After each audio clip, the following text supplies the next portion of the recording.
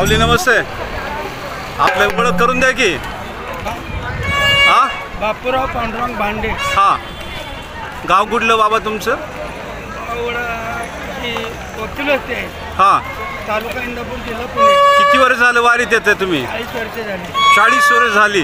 म्हणजे या सेवा करायला विठुरायाची सेवा करायची देवाची आणि त्या सेवेत आनंद मिळवायचा, आनंद द्यायचा. हां, आपण पण आनंद मिळवायचा आणि दुसऱ्यांना आनंद द्यायचा.